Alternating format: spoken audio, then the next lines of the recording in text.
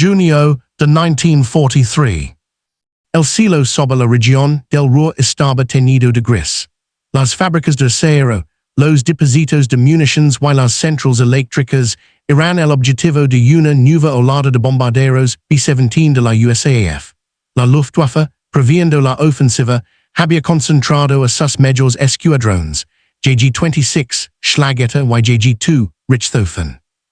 Cada piloto estaba preparado para la batalla perfecta, ataques coordinados, en picado, emboscadas desde altura y concentración de fuego sobre los bombarderos vulnerables. Creían que el enemigo estaba al alcance de sus habilidades. Pero esa mañana, el factor inesperado estaba esperando a la altura correcta. Los P-47 del 56 Fighter Group se encontraban en formación, en silencio, mientras los B-17 avanzaban. El plan era simple, pero letal. Utilizar la energía del Thunderbolt para approachar a los bombarderos y castigar a cualquier atacante. Cuando los FW-190 aparecieron desde la izquierda, descendiendo en picado para atacar, los Thunderbolt no se dispersaron. Ascendieron primero ligeramente, acumulando velocidad y posición. Luego, con un giro vertical perfectamente cronometrado, se lanzaron sobre sus adversarios. El choque fue inmediato. Los FW-190 fueron recibidos por una tormenta de fuego de 8 ametralladoras calibre .50 por avión. Cada ráfaga era capaz de perforar fuselajes, alas y cabinas. Los alemanes no tenían tiempo de reaccionar. El P-47 mantenía su cadencia, disparando y retornándose en un picado controlado, para volver a atacar desde otra posición. El caos se extendió rápidamente en el aire. Un FW-190 fue alcanzado en su motor y cayó en espiral. Otro perdió la cola tras un impacto sostenido, mientras un tercer avión quedaba atrapado en la formación de los bombarderos, incapaz de maniobrar sin choque. Los pilotos estadounidenses comenzaron a notar un cambio sutil pero decisivo. No solo estaban protegiendo a los bombarderos, estaban dominando el combate. La Luftwaffe, acostumbrada a imponer su voluntad, ahora estaba obligada a reaccionar. Cada movimiento debía calcularse con extrema precaución. El líder del 56, Francis Gabi Gabreski, coordinaba la reacción con precisión quirúrgica. Mantengan energía, apuntan a las alas, no se expongan.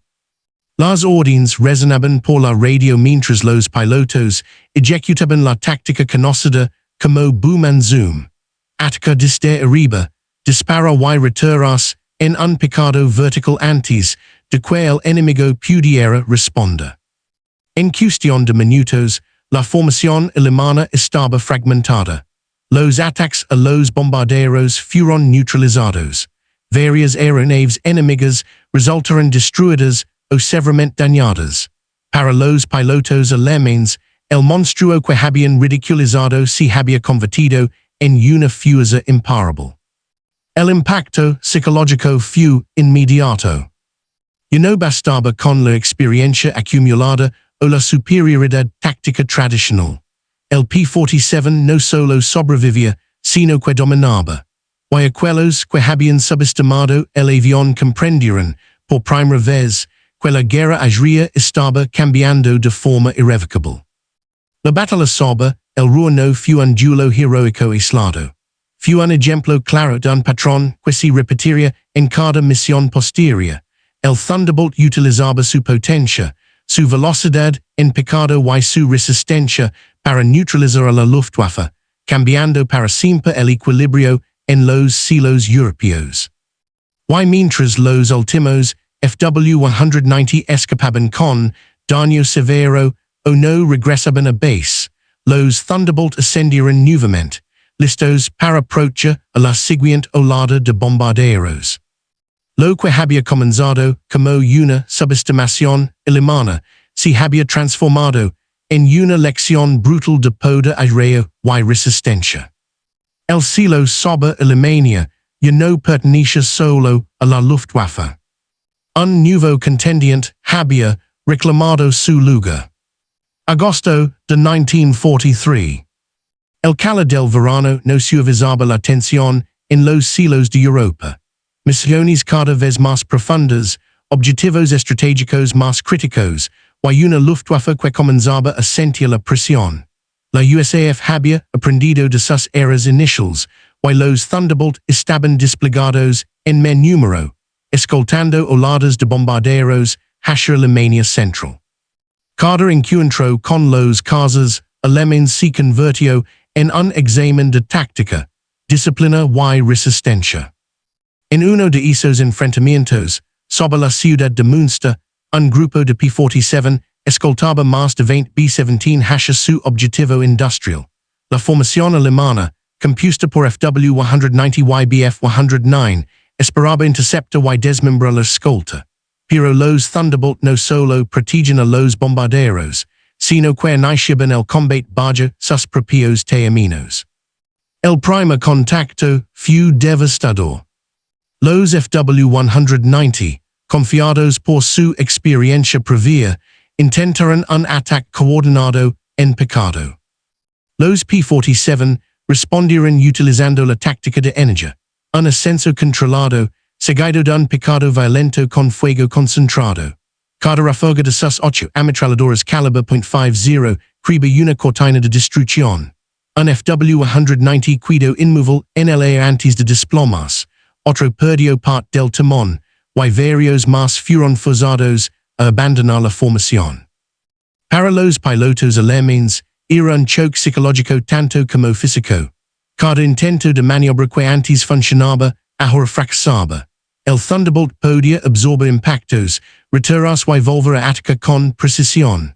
La combinación de resistencia, velocidad en picado y potencia de fuego alteraba por completo el equilibrio del combate. Además, la coordinación estadounidense había alcanzado un nivel profesional. Cada grupo de P-47 se movía en perfecta sincronización, cubría flancos, protegía bombarderos y maximizaba el daño a los cazas enemigos. Los líderes de grupo, como Gabreski y Robert S. Johnson, habían desarrollado tácticas adaptativas, leyendo los movimientos del enemigo y ajustando la formación en tiempo real, lo que la Luftwaffe había considerado un avión torpe, ahora era un adversario tácticamente superior. Los efectos fueron inmediatos. La Luftwaffe comenzó a registrar pérdidas significativas. Un informe del JG-26 indicaba que varios pilotos veteranos habían sido derribados o heridos por primera vez frente a estos Thunderbolt robustos y rápidos. La moral de la unidad empezó a resquebrajarse. La confianza absoluta en la superioridad alemana fue reemplazada por cautela y, en muchos casos, temor. Mientras los Thunderbolt regresaban a sus bases, los pilotos estadounidenses sabían que habían cambiado algo fundamental. No se trataba solo de proteger los bombarderos, se trataba de demostrar que la superioridad aérea no era un privilegio exclusivo de la Luftwaffe. Cada encuentro reforzaba la reputación del P-47 y socavaba la percepción de invencibilidad alemana. A finales del verano de 1943, la dinámica estaba clara. Los Thunderbolt podían escoltar eficazmente, enfrentar cazas experimentados y sobrevivir al fuego enemigo que antes habría destruido cualquier otro caza aliado. La combinación de tecnología, tácticas y determinación humana había producido un cambio irreversible en los cielos europeos.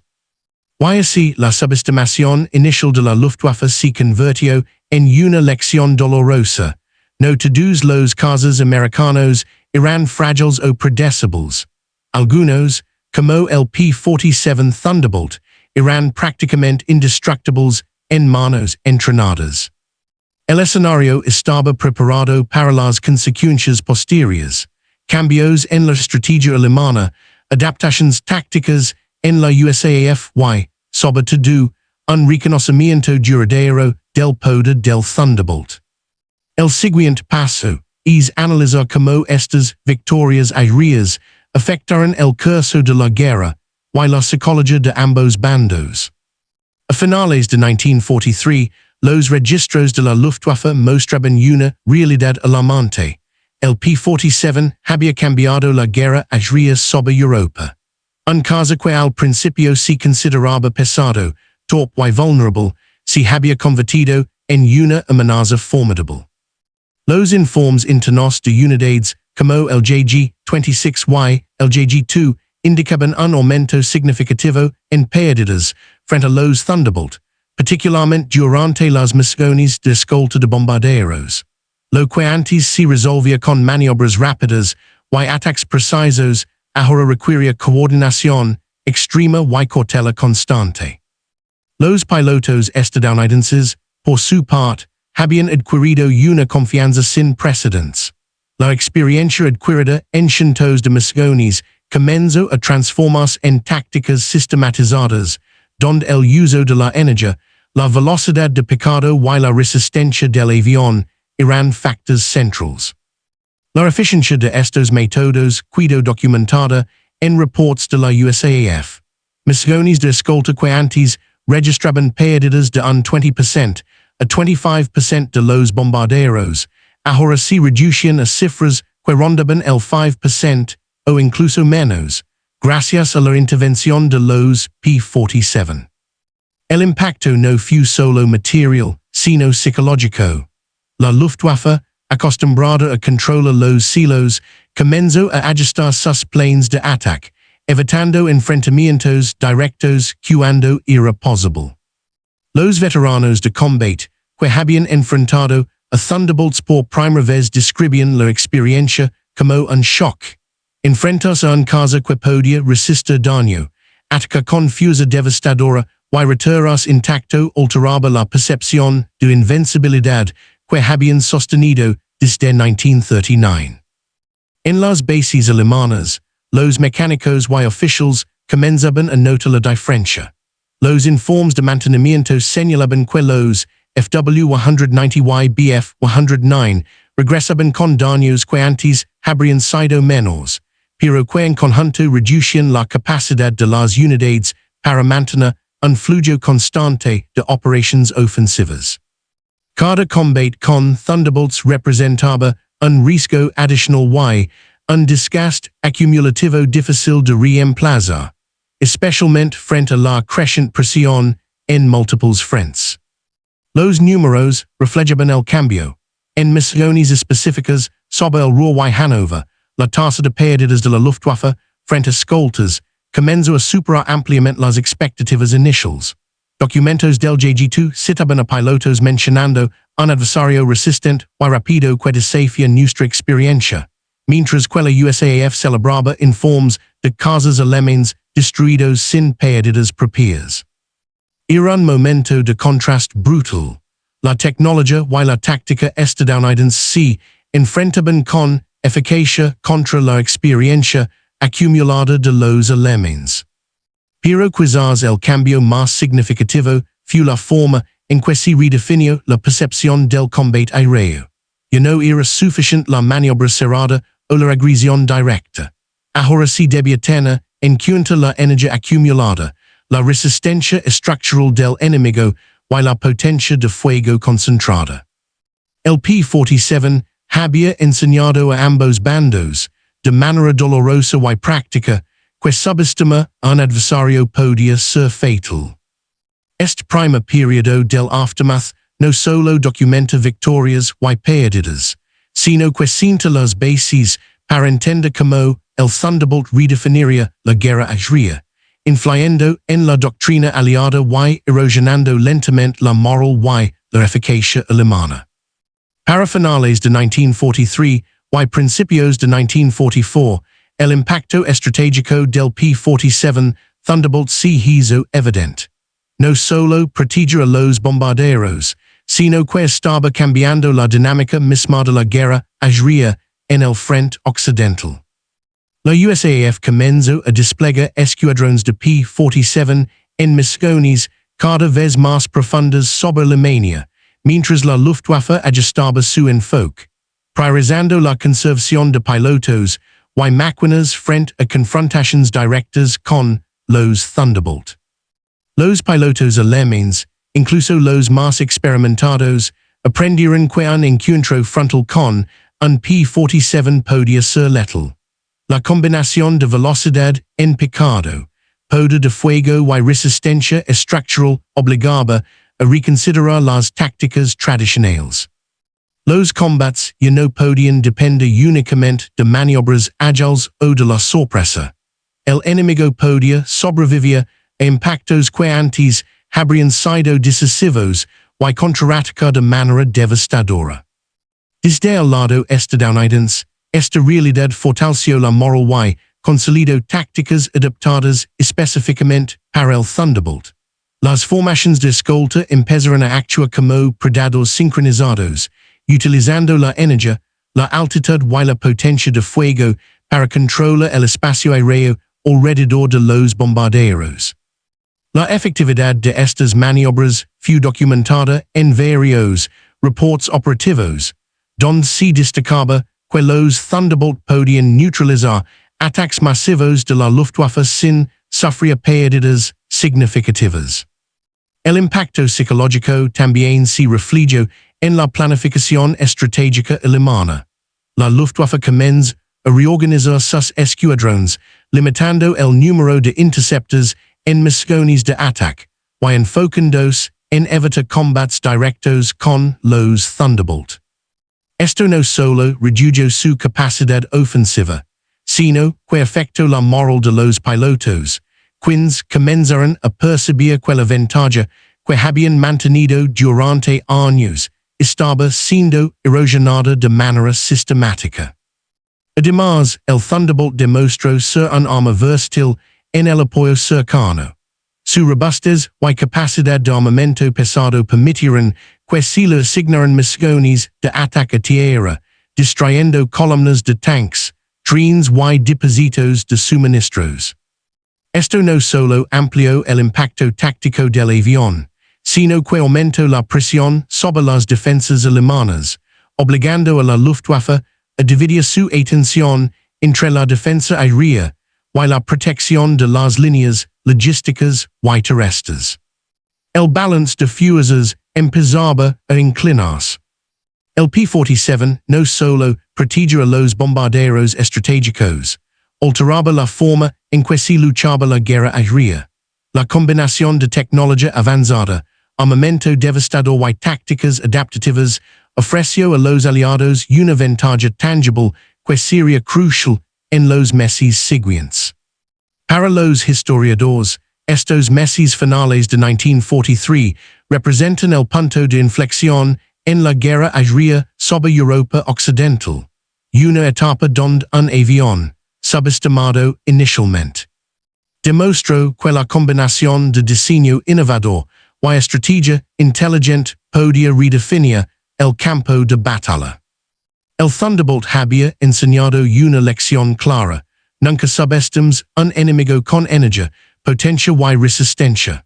Y esa lección no terminaba en el campo de batalla, iba a influir en la forma en que se pensaría la guerra aérea durante los años siguientes. Con esta comprensión, se abre el camino a la reflexión final, donde se analizará el significado histórico, tecnológico y humano del impacto del P-47 Thunderbolt en la Segunda Guerra Mundial. El P-47 Thunderbolt no fue simplemente un caso más en la Segunda Guerra Mundial. Fue la encarnación de una filosofía distinta, potencia bruta, resistencia y precisión concentrada. Mientras los alemanes confiaban en la agilidad, la sorpresa y la maniobra cerrada, los estadounidenses apostaron por la energía, la durabilidad y el fuego sostenido. Esta diferencia definió el curso de innumerables combates y cambió la percepción de lo que podía considerarse un caso eficaz. El impacto del Thunderbolt fue doble. Por un lado, transformó la estrategia aliada, misiones de escolta más profundas, protección más eficaz de bombarderos y un dominio creciente de los cielos europeos. Por otro, desestabilizó la moral de la Luftwaffe, que por primera vez enfrentaba un enemigo resistente, rapido y capaz de imponer sus propias reglas de combate. El miedo a lo desconocido reemplaza la confianza. La risa inicial se tornó en respeto, y luego en una advertencia silenciosa sobre lo que significaba subestimar a un adversario. Pero el Thunderbolt también dio lecciones más allá del campo de batalla. Recordó que la innovación tecnológica debe combinarse con entrenamiento humano y táctica inteligente, que la percepción puede ser tan decisiva como el poder de fuego, que un adversario aparentemente torpe puede redefinir la guerra si se entiende su verdadero potencial. En retrospectiva, la historia del P-47 no es solo la historia de un avión, sino de un cambio en la manera de pensar la guerra aérea. Es la historia de pilotos que aprendieron a confiar en su máquina, de ingenieros que diseñaron sin compromisos, y de enemigos que pagaron caro el precio de la subestimación. Cuando los cielos se despejaron y el humo de la Segunda Guerra Mundial comenzó a disiparse, quedó claro que el Thunderbolt había dejado una marca indeleble, un símbolo de resiliencia, innovación y el poder de transformar la percepción en victoria. En última instancia, el P-47 enseñó una lección eterna. En la guerra, como en la vida, la fuerza no siempre se mide por la apariencia, sino por la combinación de corazón, inteligencia y determinación. Enero de 1943. Al amanecer, el cielo sobre el norte de Francia está cubierto por una neblina fina, fría, que convierte cada sonido en un eco distante. A lo lejos, apenas perceptibles, los motores de un grupo de bombarderos B-17 empiezan a retumbar como un trueno contenido. Vuelan hacia el este, hacia territorio enemigo, siguiendo una ruta que los norteamericanos conocen bien, y que la Luftwaffe conoce aún mejor. Al mismo tiempo, desde varias bases alemanas, despegan cazas Bf-109 y Fw-190. Sus pilotos los llevan con confianza endurecida por años de combate. Muchos han escuchado rumores sobre un nuevo caza estadounidense, grande, pesado, tosco. Un tractor con alas, bromean algunos. Una balena volador, dicen otros. En los informes previos a la misión, los oficiales alemanes ni siquiera lo mencionan como una amenaza seria. Pero aquella mañana, mientras los bombarderos continúan su ascenso, algo cambia en el horizonte. Formaciones de puntos plateados parecen surgir desde la altitud, descendiendo con precisión disciplinada. No son Spitfires, no son Mustangs, son demasiado grandes y demasiado rápidos. Los pilotos alemanes, aún confiados, no lo saben todavía. Pero en cuestión de minutos, la guerra aérea sobre Europa está a punto de dar un giro. Y ese giro llevará un nombre simple y contundente, Thunderbolt. Una transición inevitable, porque para entender por qué los alemanes lo subestimaron. Primero hay que regresa al escenario estratégico que dominaba Europa en esos años. A comienzos de 1942, la guerra aérea en Europa estaba definida por una verdad incuestionable. La Luftwaffe seguía siendo la fuerza dominante en los cielos del continente. A pesar de los golpes sufridos durante la batalla de Inglaterra y el avance implacable de la Unión Soviética en el este, los cazas alemanes continuaban siendo formidables. Unidades como JG-2, JG-26 y JG-54 mantenían reputaciones temidas. Sus pilotos acumulaban centenas de victorias, y su doctrina de combate estaba respaldada por años de experiencia real. El Bf-109 seguía siendo ágil y mortal, el Fw-190 rápido, robusto y versátil. Mientras tanto, los Estados Unidos acababan de entrar en guerra. La USAF aún era una fuerza que aprendía, que ajustaba tácticas, que descubría en el combate real que funcionaba y que debía cambiar. Los primeros bombarderos estadounidenses que empezaron a llegar al Reino Unido, especialmente los B-17 y B-24, generaron expectativas enormes. Su filosofía de formaciones cerradas y vuelos a la luz del día estaba diseñada para presionar directamente al corazón industrial del Reich. Pero había un problema evidente, necesitaban protección. Los primeros cazas norteamericanos enviados a Europa, como el P-38 Lightning o el P-39 Air Cobra, enfrentaban limitaciones significativas en altitud, mantenimiento o alcance. Los británicos ofrecieron apoyo con Spitfires, pero este era un caso excelente para la defensa de la isla, no para acompañar bombarderos sobre Francia, Bélgica o Alemania. Sus reservas de combustible eran demasiado limitadas. Cuando la USAF anunció que el nuevo caza pesado P-47 Thunderbolt entraría en servicio, las reacciones fueron mixtas. Los ingenieros estadounidenses estaban seguros de su potencial, pero los pilotos, tanto americanos como alemanes, no quedaron impresionados de inmediato. Era enorme, pesaba más de 8 toneladas completamente cargado, y su sección frontal parecía un pequeño bombardero. A primera vista, nada sugería que pudiera enfrentar de tú a los cazas alemanes. Los informes de inteligencia alemanes no tardaron en ridiculizarlo. Lo describían como lento en ascenso, demasiado grande, ineficiente en combate cerrado, y fácil de ver desde lejos. Los pilotos alemanes lo miraban como una máquina torpe, incapaz de competir con la velocidad ascensional de un Bf-109G o la contundente maniobrabilidad de un FW-190AC. Asumía que un aparato tan grande no podría sostener combates ágiles ni escapar a tiempo, cuando un alemán decidiera atacar desde arriba. Pero el mundo no se comprende solo desde la superficie. Bajo la piel del P-47 había un motor Pratt & Whitney A2800 que, unido a un turbosubcargador avanzado, lo convertía en un monstruo a gran altitud, y aquellas 8 ametralladoras calibre .50, alineadas con precisión devastadora, aguardaban el momento de demostrar su verdadero propósito. A finales de 1942, mientras los bombarderos estadounidenses comenzaban a penetrar más profundamente en Europa, el mapa aéreo estaba lleno de incertidumbre. La Luftwaffe se mantenía firme, pero sus recursos empezaban a estirarse peligrosamente. El frente oriental demandaba pilotos experimentados, el Mediterráneo exigía nuevas unidades, la defensa del Reich requería más intercepción cada mes. Aún así, Alemania todavía confiaba en sus cazas y en su experiencia acumulada. En este contexto, el ligo a Europa sin fanfarrias fue recibido con escepticismo, incluso entre los propios pilotos estadounidenses que tardaron en comprender su verdadero potencial. Sus primeras misiones fueron rutinarias, patrullas, intercepciones esporádicas, pruebas de rendimiento.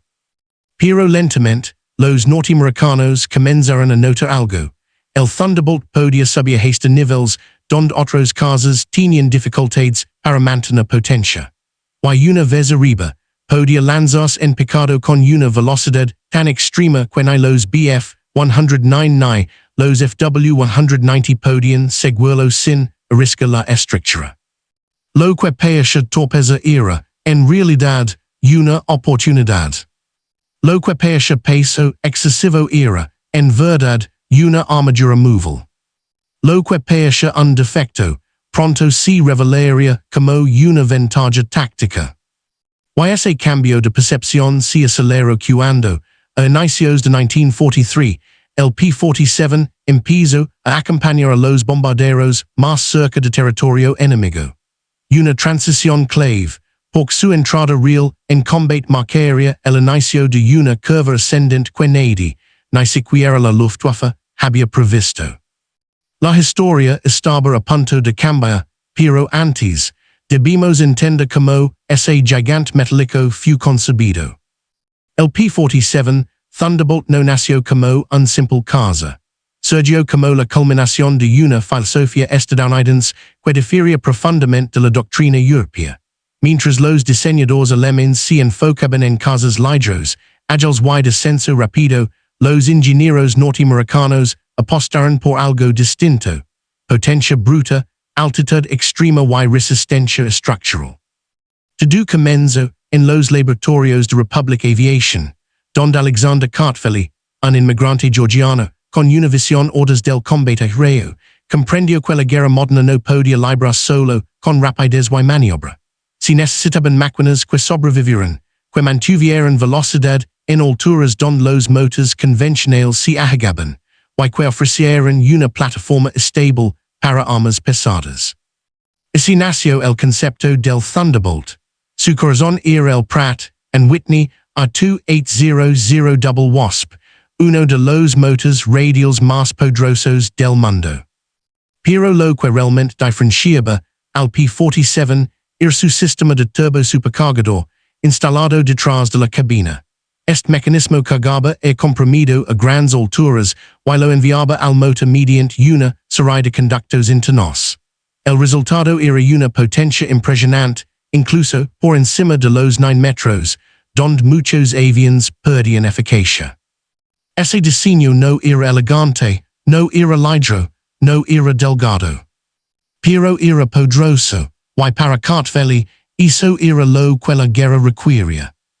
Los estadounidenses concibieron el P-47 como un avión capaz de escolta bombarderos, atacar objetivos terrestres y enfrentarse a interceptores enemigos en igualdad de condiciones.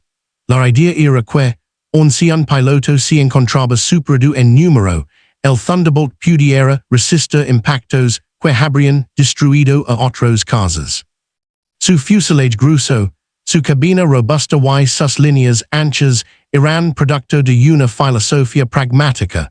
Lo importante es que regrese. Sin embargo, los primeros reports operativos apuntaban a debilidades reales. Su consumo de combustible era elevado. Su ascenso inicial era más lento que el de los cazas alemanes. Su radio de gyro no competía con el de un Bf-109, mucho menos con un FW-190 a baja altitud. Estas características alimentaron la percepción de la Luftwaffe. Aquel nuevo avión norteamericano parecía más un avión de ataque que un caza puro. Los alemanes evaluaron fotografías de reconocimiento y concluyeron que se trataba de una aeronave pesada, pensada para misiones de escolta limitada. Los analistas subestimaron su velocidad en picado, su resistencia estructural y la estabilidad que ofrece al disparo sus 8 ametralladoras .50. Se asumió que un caza tan grande no podría mantener maniobras agresivas sin perder energía. En teoría, era una presa fácil para los ases de la Luftwaffe. Lo que nadie en Alemania comprendió todavía era que la guerra había cambiado. Los combates ya no se decidirían solo a baja o media altitud. La protección de bombarderos a larga distancia requería un tipo diferente de máquina. Mientras tanto, en las bases de Inglaterra, los pilotos estadounidenses estaban aprendiendo a dominar el jug, como lo apodaron. Al principio lo miraban con dudas. Era un avión que exige técnica, paciencia y comprensión de su naturaleza. Pero una vez se acostumbraban a su tamaño, empezaban a descubrir su gracia oculta. Estabilidad, precisión y una capacidad casi irrompible de sumergirse en picados devastadores. Hacia inicios de 1943, el 56 Fighter Group, uno de los primeros en operar el P-47, comenzó a probar tácticas que aprovecharían su fuerza principal, energía. En vez de intentar guerra con los FW-190, atacaban desde arriba. En vez de buscar duelos prolongados, empleaban ataques rápidos y salidas verticales. Y poco a poco, el Thunderbolt mostró un comportamiento inesperado. Podía mantener su potencia en altitudes donde el enemigo empezaba a quedar sin aire. Los alemanes seguían subestimándolo. Pero los pilotos norteamericanos estaban empezando a comprender que tenían algo especial entre manos. Este cambio de percepción sentó las bases para una evolución táctica que transformaría cada encuentro aéreo a lo largo del año. Y la verdadera comprensión de lo que representaba el P-47 solo pudo obtenerse si exploramos a profundidad sus dimensiones humanas, técnicas y tácticas. Porque el Thunderbolt no era solo una máquina, era un conjunto de perspectivas, desafios y revelations que chocaron de lino con la experiencia alemana. Y esas perspectivas forman los ángulos esenciales para entender su ascenso en el campo de batalla. El humano, pilotos, enfrentados a lo desconocido. Para los pilotos estadounidenses, el P-47 no fue a primera vista, cuando lo vieron por primera vez desplegado en las bases de la USAF en Inglaterra. Muchos pensaron que se trataba de un error de diseño. Era enorme comparado con los cazas europeos. Algunos veteranos que habían volado P-40 o Spitfires lo observaron con escepticismo. Como si supone que esto subía más rápido que un alemán, murmuraban. Pero estos mismos pilotos, una vez en el aire, comenzaron a comprender sus matices. El cockpit era amplio, la visibilidad frontal sorprendentemente buena para un avión tan grande, y la sensación de solidez era tranquilizadora. La confianza nació lentamente, vuelo tras vuelo. Mientras tanto, al otro lado del frente, los pilotos de la Luftwaffe veían al Thunderbolt con una mezcla de burla y despreocupación. Para hombres entrenados en la escuela de combate alemán, centrada en la maniobra cerrada, el ascenso rápido y el ataque frontal preciso, aquel nuevo caza americano parecía poco más que un blanco voluminoso. Los ases alemanes, curtidos desde 1939, no tenían motivo para temerlo. Si podía subir, ellos subirían más rápido. Si podía girar, ellos girarían más cerrado. Si intentaba escapar, ellos lo alcanzarían. Pero las primeras confrontaciones comenzaron a desmontar estas suposiciones. Los pilotos alemanes se toparon con algo inesperado. El Thunderbolt podía absorber daño que habría destrozado un Bf-109. Podía seguir volando con impactos que, en cualquier otro caso, habrían obligado al piloto a saltar en paracaídas. Y lo más desconcertante, cuando se lanzaba en picado, parecía desaparecer hacia el cielo con una velocidad que ellos no podían seguir sin arriesgar la integridad del fuselaje. Ese choque de percepciones entre la confianza alemana y el descubrimiento estadounidense definió el tono humano del combate que se aproximaba. El tecnológico, el monstruo mecánico disfrazado de torpeza. Para entender por qué el P-47 cambió la guerrilla, hay que separarlo de la apariencia que engañó a tantos. Su fuselaje no era grueso por descuido, era grueso porque escondía un sistema mecánico complejo, el turbo supercargador. Esta innovación permitía al Thunderbolt mantener su potencia incluso cuando operaba en alturas donde la mayoría de los motores comenzaban a sofocarse. Mientras los cazas alemanes veían disminuida su capacidad de sostener esfuerzos prolongados sobre los 9 metros, el P-47 seguía respondiendo con fuerza. La potencia del A-2800 también generaba una velocidad considerable en picado. Esto convirtió al Thunderbolt en uno de los cazas más rápidos del mundo al descender, rompiendo mitos sobre su supuesta torpeza. La Luftwaffe no esperaba que un avión tan grande pudiera ejecutar maniobras basadas en la energía con tanta eficacia. Tampoco previó que sus 8 ametralladoras calibre .50 crearían una nube de fuego capaz de destrozar a las motors y cabinas con una sola ráfaga sostenida. Su resistencia estructural era otro factor subestimado.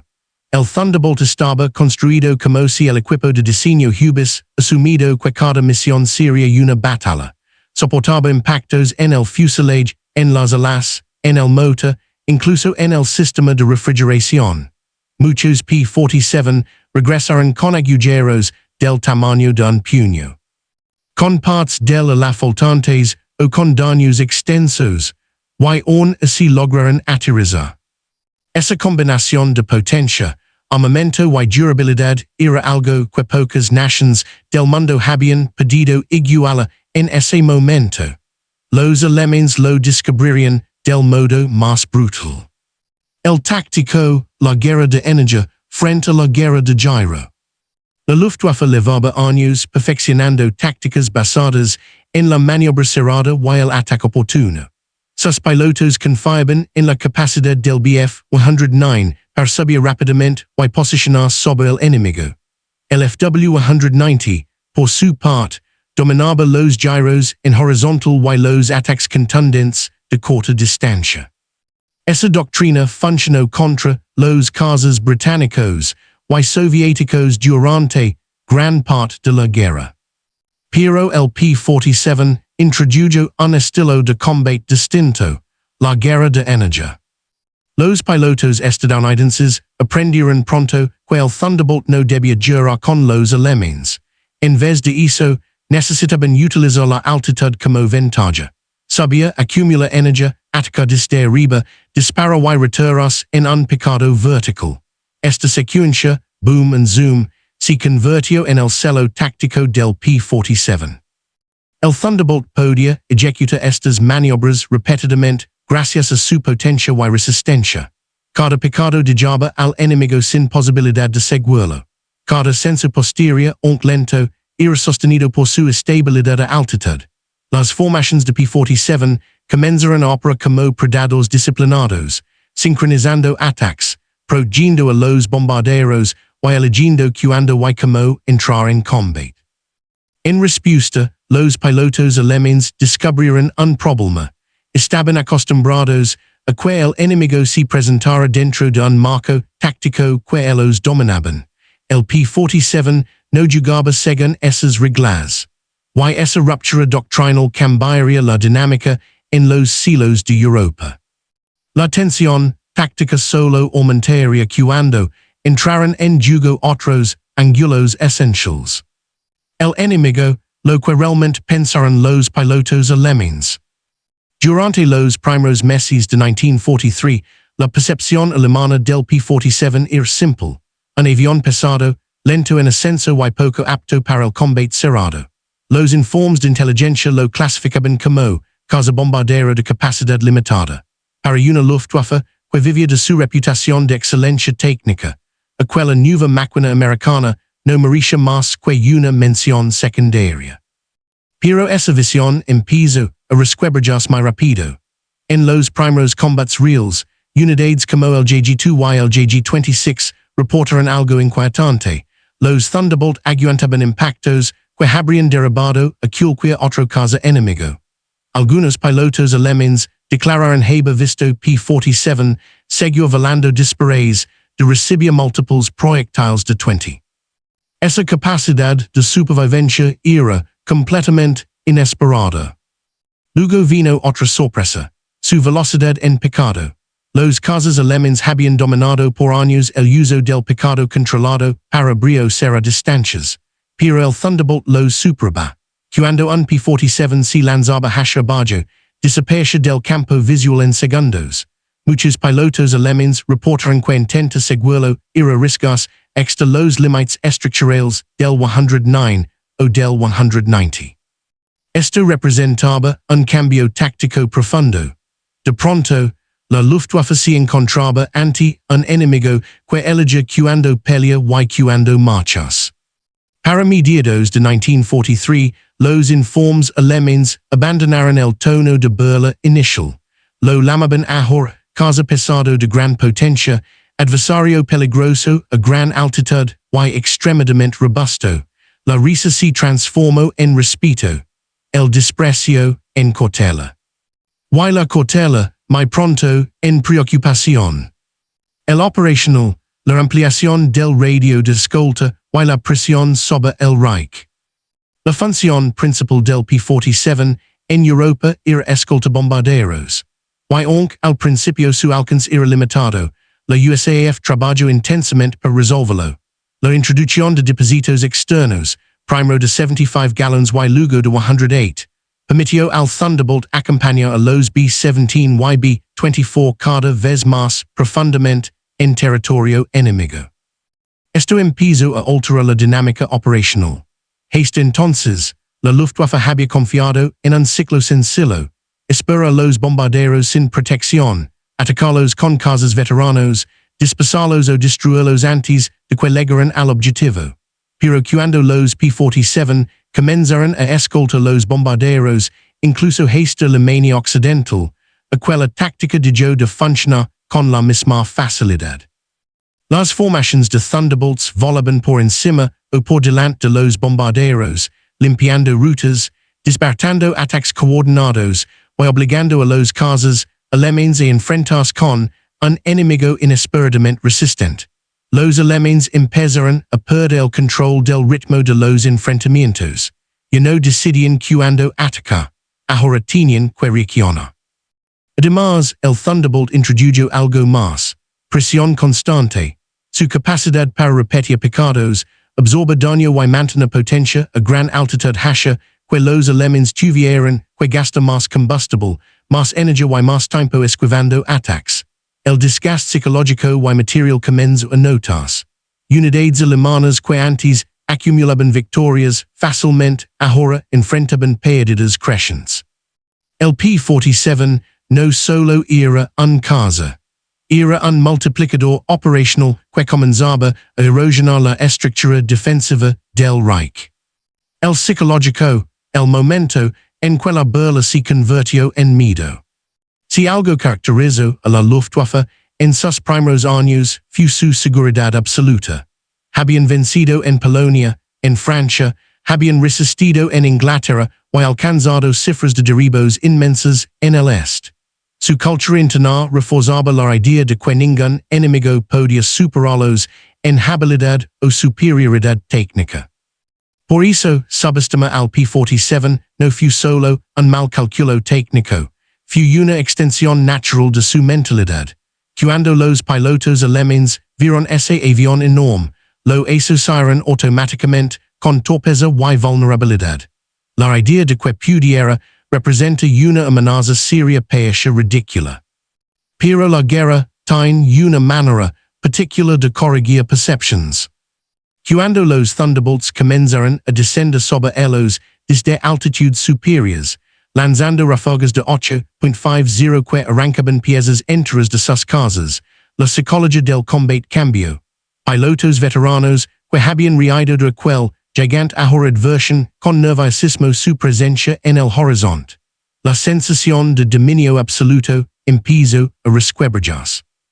El verdadero golpe psicológico vino cuando los alemanes descubrieron que derribar un P-47 podía ser extremadamente difícil. Algunos regresaban a base con daños que parecían incompatibles con la supervivencia. Ese tipo de resistencia no solo influía tácticamente, afectaba la moral. En la mente de muchos pilotos alemanes, el Thunderbolt dejó de ser un blanco fácil para convertirse en un enemigo impredecible, resistente y peligroso.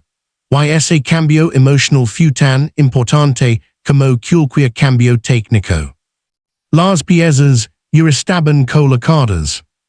La tensión acumulada en estos ángulos convergiría en un punto decisivo. El momento en que los alemanes comprendieron que habían subestimado seriamente al P-47. Y el movimiento que lo cambió todo. Continuación del guión en español. Abril de 1943. La 56 Fighter Group escolta un grupo de B-17 que regresa de atacar instalaciones industriales en Bremen. La misión, hasta ese momento, ha sido tensa pero manageable. Los bombarderos muestran daños, pero siguen en formación. El cielo está relativamente despejado hasta que, como si surgieran de la nada, más de 20 FW-190 aparecen desde arriba, picando a toda velocidad. Los bombarderos están vulnerables. Los alemanes lo saben. Y creen tener la ventaja. El líder alemán ordena el ataque con total confianza. Para ellos, el Thunderbolt es un objetivo fácil, grande, lento, incapaz de maniobra como un caza europeo. Pero esa tarde, descubren que equivocados estaban. Un grupo de P-47 ascendió desde el flanco izquierdo, usando la energía ganada en una larga trepada. El líder estadounidense, Francis Gabby Gabreski, detector a los Focke-Wulf, justo cuando comienzan a preparar la pasada frontal contra los B-17. Break, break, grita por la radio. Los Thunderbolt llegan hacia abajo con una agresividad que sorprende incluso a los propios pilotos. A máxima velocidad, los P-47 descienden como martillos arrojados desde el cielo. El primer alemán, que nota su presencia apenas tiene tiempo de reaccionar. Los Thunderbolt abren fuego. 8 ametralladoras, Browning por avión. 60y 4 cañones de calibre .50, disparando al mismo tiempo. Las trazadoras forman un río incandescente que corta el aire y atraviesa el fuselage del primer FW-190, que estalla en llamas en segundos. Otro intenta trepa para escapar, pero el P-47 lo supera en caída, y una ráfaga corta su a la derecha como si fuera de papel. Los alemanes, desconcertados, rompen la formación. Muchas jamás habían visto un caza tan grande moverse tan rápido en picado. Menos aún habían enfrentado semejante potencia de fuego. En pocos minutos, lo que debió ser una emboscada para los bombarderos se convierte en una pesadilla para la Luftwaffe. Aquel día, varios pilotos alemanes regresaron a sus bases, repitiendo la misma frase. El Thunderbolt no es un avión, es un monstruo. Y el giro psicológico, se hundió la Luftwaffe dejó de reírse del P-47. Para mediados de 1943, los reports alemanes comenzaron a mostrar algo que pocos esperaban. El P-47 ya no era motivo de burla, era motivo de preocupación. Los comandantes de la Luftwaffe empezaron a notar un patrón inquietante. Cada vez que un grupo de Thunderbolt aparecía en el cielo, las formaciones de cazas alemanes tendían a dispersarse antes de entrar en combate. Ya no se trataba solo de táctica, era psicológico. Los pilotos veteranos, acostumbrados a dominar los cielos desde 1940, ahora enfrentaban un enemigo que no caía fácilmente, que no ardía como un Spitfire, que no se rompía al primer impacto. Un enemigo que podía absorber daños, perseguir en picado y devolver fuego con una intensidad brutal. Los informes alemanes empezaron a usar una palabra que no aparecía en 1942. Serio. El se volvió un serio problema. Un serio escolta. Un serio riesgo para cualquier ataque frontal o por la cola a los bombarderos.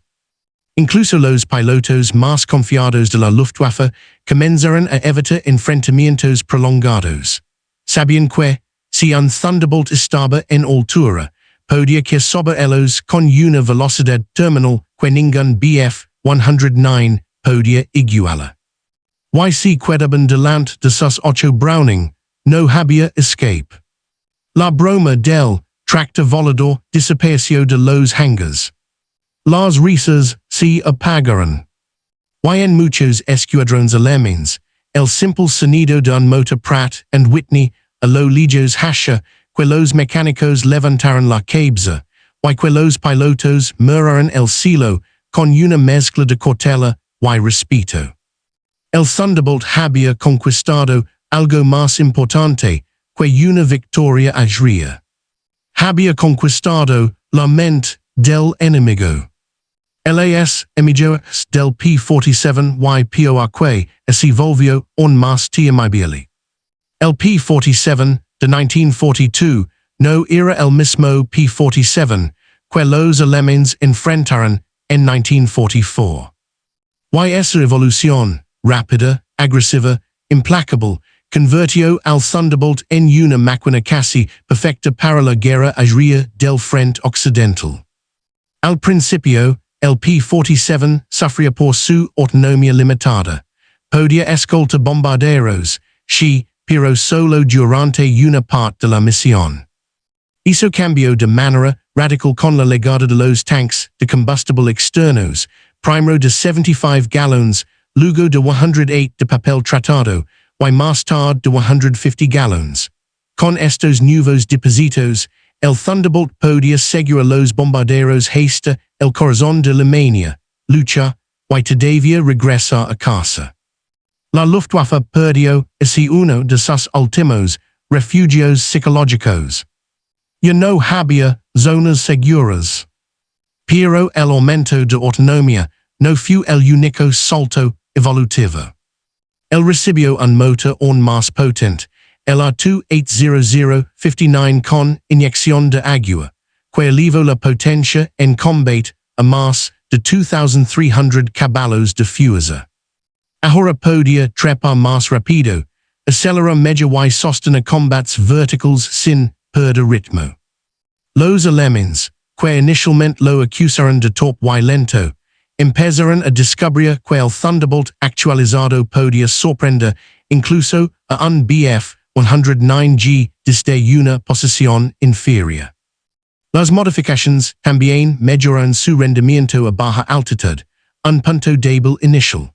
Con ajustes en el sistema de turbo y hélices cortas de paso variable, el P-47 se volvió un arma formidable para el apoyo cercano. Nadie en la Luftwaffe esperaba que en casa tan gran pudiera, de pronto, arrasar trenes, columnas blindadas y posiciones antiaéreas con una velocidad casi de bombardero libre. Pero lo hizo todos los días. La revolución del Thunderbolt fue tan rápida que muchos pilotos alemanes reportaban encuentros con una nueva versión cada pocas semanas. Algunos, incluso, creían que se trataba de otro modelo por completo. El avión que antes sería por pesado se transformó en uno de los cazas más completos de toda la guerra. Rápido, resistente, fuertemente armado, con largo alcance y capaz de operar en cualquier altitud. Su reputación, que había comenzado entre burlas, ahora se consolidaba como la de un monstruo del aire. Un monstruo que iría directamente al punto donde la Luftwaffe creía tener el control. Y ali, la historia tomaría su giro más violento.